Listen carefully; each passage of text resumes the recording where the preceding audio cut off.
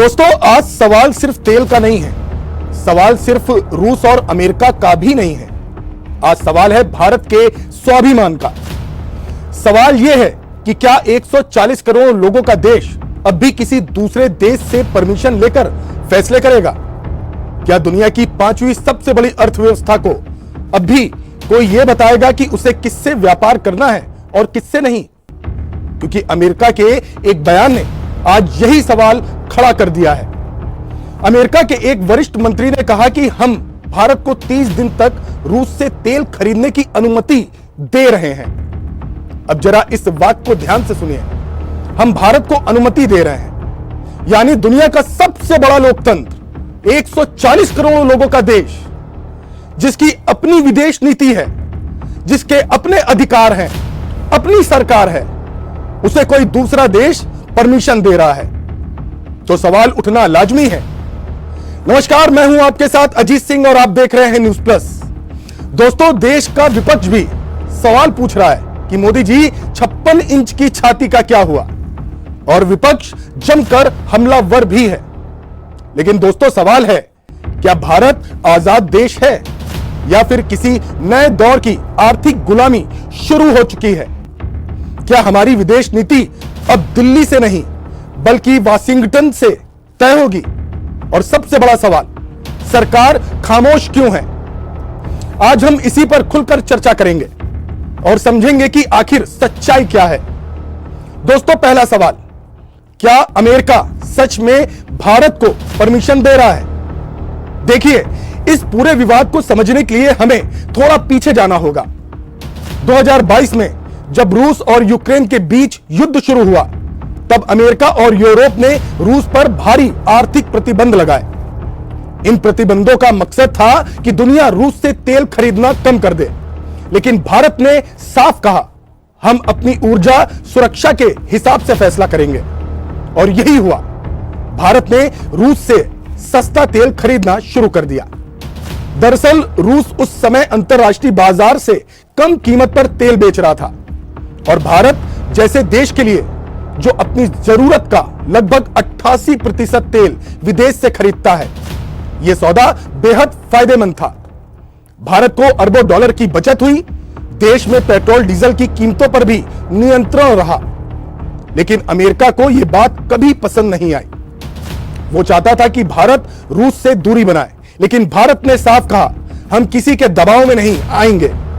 और यही वजह है कि अब जब अमेरिका यह कहता है कि हम भारत को 30 दिन की अनुमति दे रहे हैं, तो यह बयान कई लोगों को अहंकारी और अपमानजनक लग रहा है।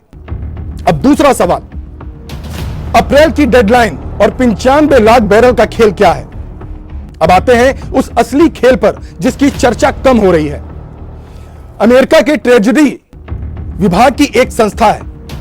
यही संस्था दुनिया भर में आर्थिक प्रतिबंध लागू करती है। इसी संस्था ने भारत के लिए एक डेडलाइन तय की है, 3 अप्रैल, और शर्त यह रखी गई कि भारत केवल वही रूसी तेल ले सकता है जो 5 मार्च तक जहाजों पर लोड हो चुका था। दोस्तों, अब यहां कहानी और दिलचस्प हो जाती है। अंतरराष्ट्रीय रिपोर्ट्स के मुताबिक करीब 95 लाख बैरल रूसी तेल टैंकरों में भरा हुआ भारत के समुद्री रास्तों के आसपास खड़ा है।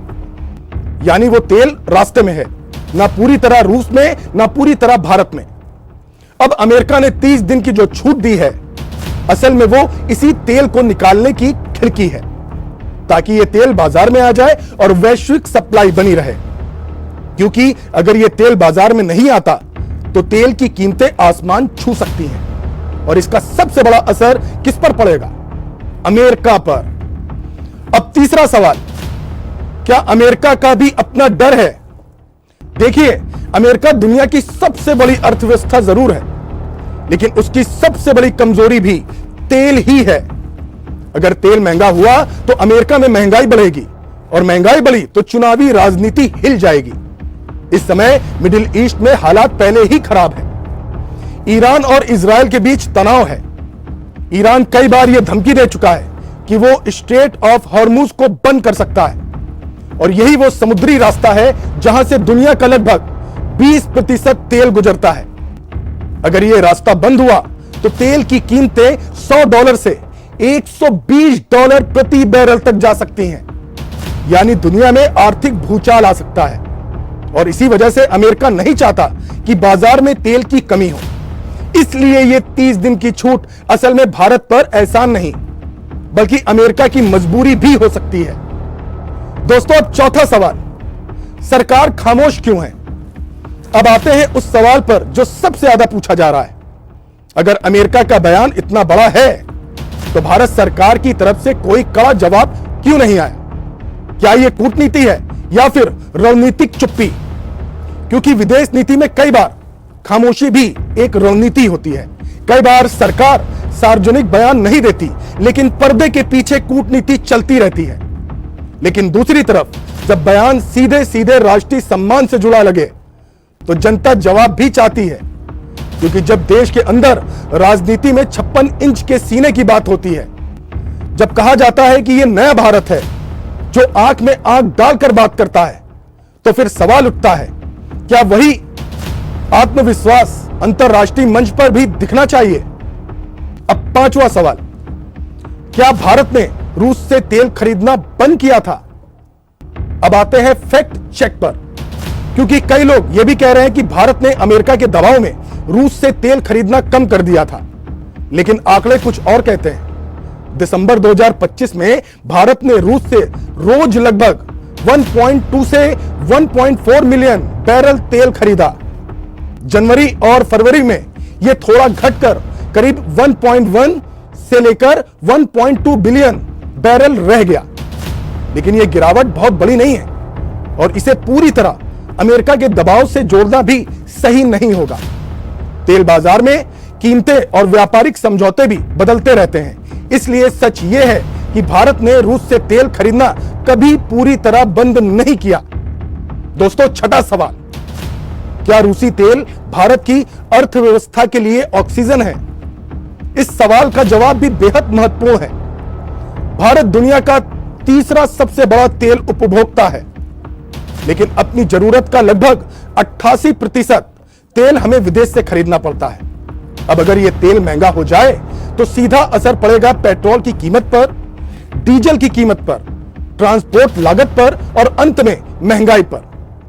रूस से मिलने वाला तेल अंतरराष्ट्रीय बाजार से सस्ता होता है, यानी यह भारत के लिए एक तरह से आर्थिक ऑक्सीजन है। अगर यह सप्लाई बंद हो जाए तो महंगाई अचानक बढ़ सकती है। अब दोस्तों, सातवां सवाल, क्या डॉलर की दादागिरी को चुनौती दी जा सकती है? यह बहस अब दुनिया भर में चल रही है, क्योंकि अमेरिका का सबसे बड़ा हथियार है डॉलर। ज्यादातर अंतरराष्ट्रीय व्यापार डॉलर में होता है और यही वजह है कि अमेरिका आर्थिक प्रतिबंध लगाकर दुनिया के कई देशों को दबाव में ले आता है। लेकिन अब कई देश डी-डॉलराइजेशन की बात कर रहे हैं, यानी व्यापार को डॉलर से हटाकर दूसरी मुद्राओं में करना। भारत और रूस भी कई बार रुपया रूबल व्यापार की बात कर चुके हैं। हालांकि यह प्रक्रिया आसान नहीं है, लेकिन अगर यह सफल होती है तो यह अमेरिका की आर्थिक ताकत को चुनौती दे सकती है। सवाल है कि इस पूरी कहानी का निष्कर्ष क्या है? पहली बात, अमेरिका का परमिशन वाला बयान कई लोगों को अहंकारी जरूर लगा। दूसरी बात, 30 दिन की छूट भारत पर एहसान कम और वैश्विक तेल बाजार की मजबूरी ज्यादा हो सकती है। तीसरी बात, भारत ने रूस से तेल खरीदना बंद नहीं किया है। और चौथी बात, भारत को अपनी ऊर्जा सुरक्षा अपने हितों के हिसाब से तय करनी होगी। दोस्तों, जरूरी है, लेकिन दोस्ती बराबरी की शर्तों पर होनी चाहिए, क्योंकि 140 करोड़ लोगों का देश किसी की अनुमति से नहीं, अपने हितों से चलता है। अब आप इसका कमेंट बॉक्स में जाकर जवाब दे सकते हैं। फिलहाल के लिए मुझे इजाजत दीजिए। धन्यवाद, नमस्कार।